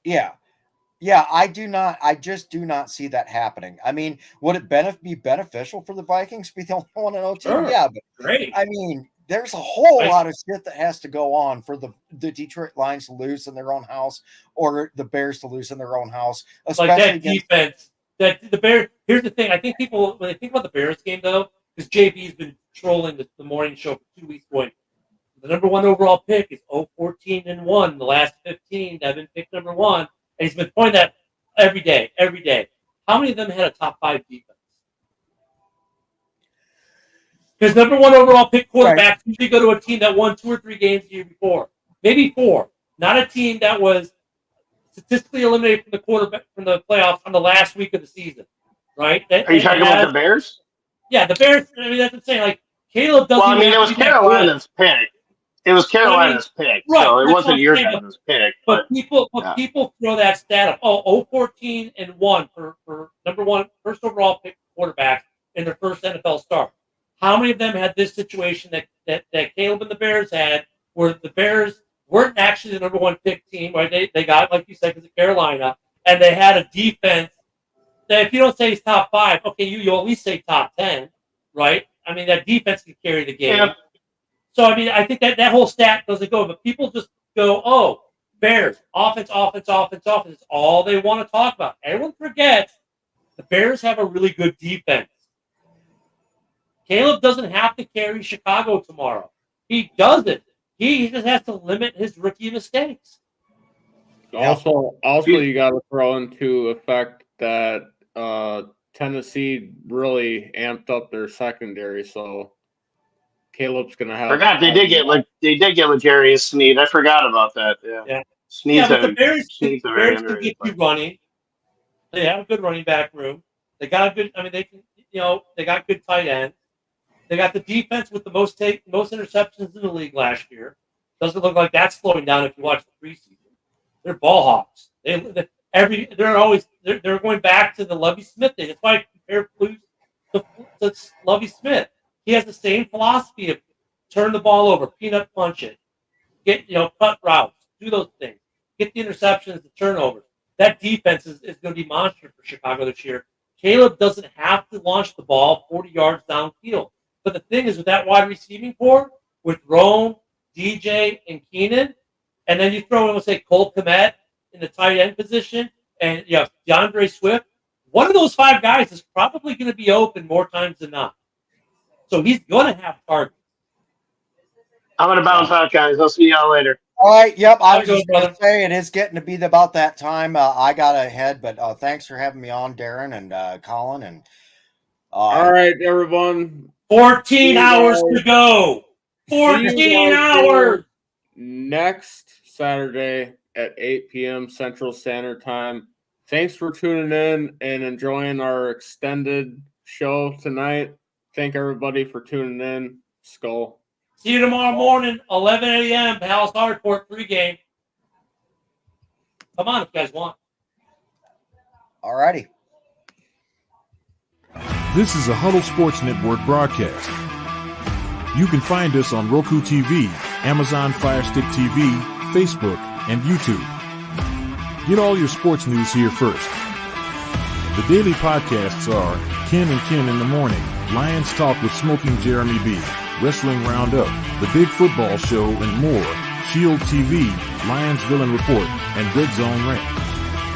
The afternoon podcasts are Valhalla, Grosef Sports, WCFL Dolphins Talk, The Cheap Seats, The Bodkin Show, Spirit of Detroit Podcast, and MM The nightly podcasts are Palace Hall Report, Frozen Tundra Network, Skol Gang 365, The Huddle Sports Network Open Mic, First and 10 with Foz, Main Event Football Show, Prime Sports World, The Man Cave, Prim and Proper Sports. Spitballing Podcast, Lions Fan Cave Chat, Puckett, 313 Den Podcast, The Guys Huddle, Shots from the Sideline, Let's Talk Sports, The Michigan Truth Sports Podcast, Off the Rails. NFC Northeast, Power Hours, and Detroit Lions News. Make sure you follow, like, share,